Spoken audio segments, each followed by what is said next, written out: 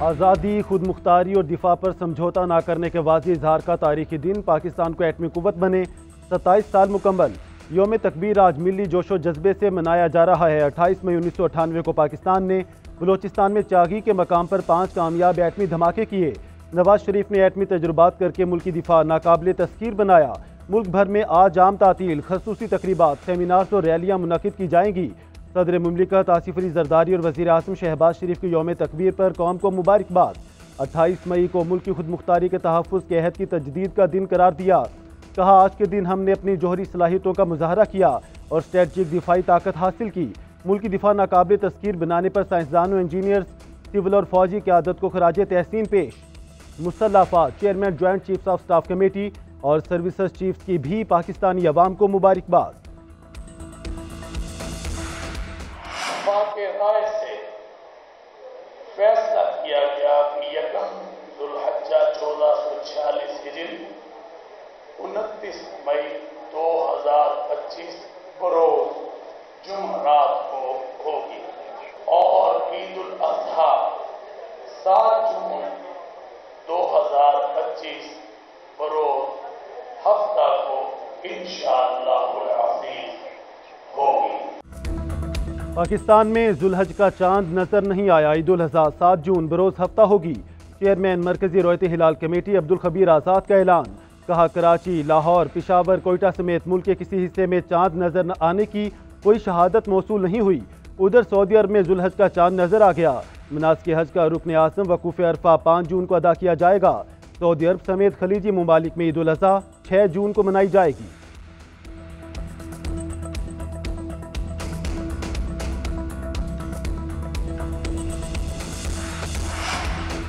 Field marshal Syed Asim Munir का दौरा Tehran. ईरानी जनरल स्टाफ हेडक्वार्टर्स आमद।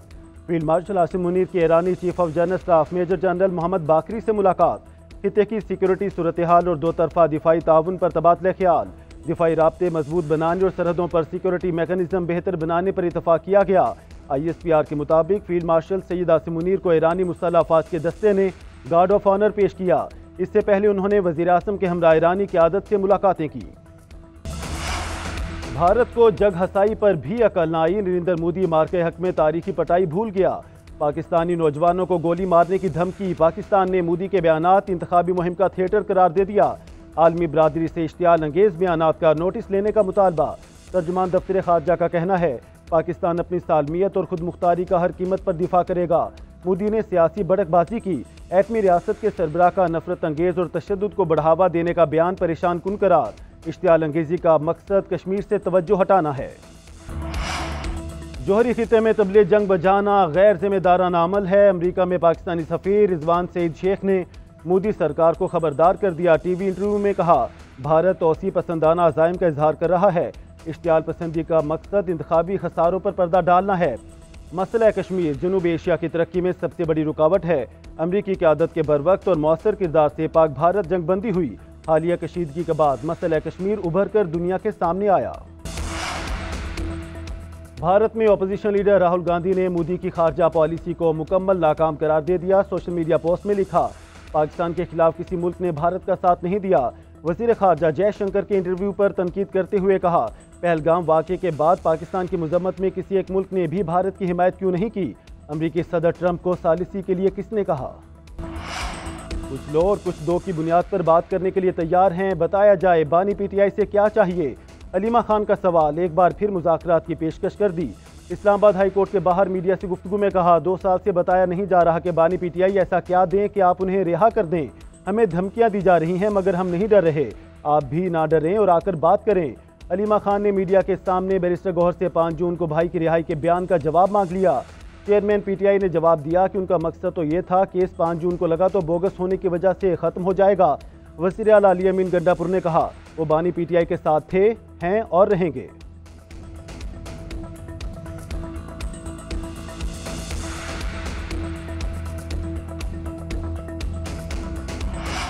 हुकूमत तो शायद बानी PTI को बहुत कुछ देने की पोजीशन में है। बानी PTI क्या दे सकते हैं, वो कुछ देने की पोजीशन में नहीं। हुकूमती सेनेटर इरफान सिद्दीकी का अलीमा खान को जवाब। सोशल मीडिया पोस्ट में लिखा, पहले ये तय कर लें बात करनी है, किसने करनी है और किससे करनी है। ये पहले भी मुज़ाकरात से भाग गए थे। लाइन तहरीक अदम एतमाद, हमारे तो नहीं, पीटीआई के लोग ज़रूर कम हो जाएंगे, हमारी सफ़ों में कोई अलवी या कासिम सूरी नहीं। अब पीटीआई की कॉल पर कोई बाहर नहीं निकलेगा। पीटीआई इंतशार और मुज़ाकरात के मदारों में चक्कर खा रही है।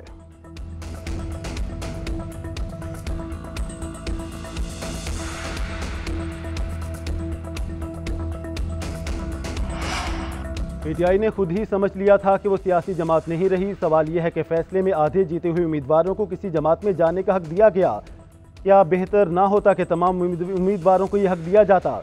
जस्टिस अमीनुद्दीन के मखसूस नशिस्तों से मुतालिक समाअत के दौरान रिमार्क्स। जस्टिस जमाल मंदोखेल ने कहा कि सुप्रीम कोर्ट में तो सिर्फ तहरीक इंसाफ की इंट्रा पार्टी इलेक्शन का मुकदमा था। नए जजिस को हकायक बताने के लिए सलमान अकरम राजा ने तहरीक इंसाफ से वाबस्तगी से मुतालिक दूसरा हुक्म चैलेंज नहीं किया। इलेक्शन के दौरान भी तहरीक इंसाफ ने सर्टिफिकेट जमा कराए। जस्टिस मुसरत हलाली ने कहा कि सुप्रीम कोर्ट ने सिर्फ इंतखाबी निशान का फैसला किया था, पार्टी बरकरार थी। केस की मजीद समाअत जुमेरात तक मुलतवी।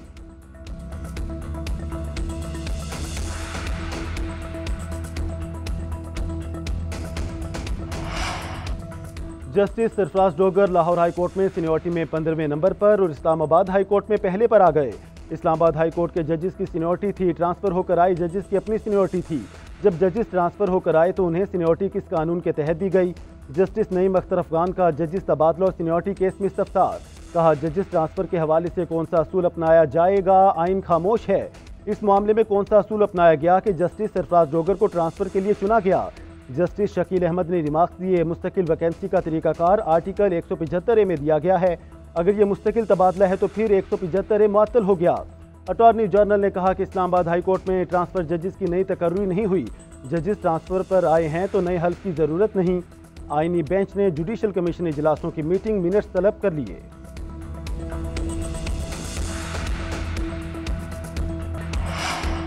इस्लामी नजरियाती कौंसिल ने पीपल्स पार्टी की शर्मिला फारूकी का कमसीनी की शादी का इम्तना बिल गैर इस्लामी करार दे दिया। इलामिये में कहा, 18 साल से कम उम्र की शादी पर सजा मुकर्रर करना इस्लामी अहकाम से मुताबिकत नहीं रखता।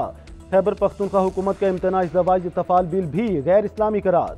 इस्लामी नजरियाती कौंसिल ने निकाह से कबल थैलीसीमिया टेस्ट को लाजमी करार न देने का फैसला किया है।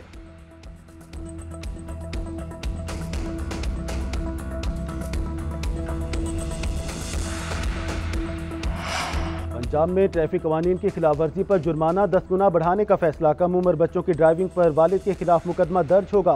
गाड़ी से बाहर निकलते सरी और दीगर सामान पर गाड़ी बंद कर दी जाएगी। वन व्हीलिंग और खतरनाक ड्राइविंग पर भी मुकदमा होगा। वज़ीर आला पंजाब की ज़ेर सदारत खसूसी इजलास में अहम फैसलों की मंजूरी। दौरान ड्राइविंग मोबाइल के इस्तेमाल पर भारी जुर्माना आयद करने पर असूली इत्तफाक। खराब या बंद हेडलाइट्स के साथ ड्राइविंग पर सख्त कार्रवाई होगी। भारत के साथ हालिया जंग में दोस्त ममालिक ने टेक्नोलॉजी में मदद की। मकामी टेक्नोलॉजी का भी भरपूर किरदार था।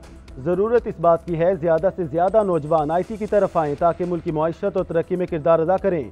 वज़ीर आला सिंध मुराद अली शाह का कहना है, हम पढ़ते थे कि इंडस्ट्री और तालीमी इदारे में ताल्लुक़ ना हो तो तरक्की नहीं होती। आज नौजवान नस्ल को मईशत में मुआवनत करने की ज़रूरत है। हमारी जामियात से नया टैलेंट निकल कर सामने आना चाहिए।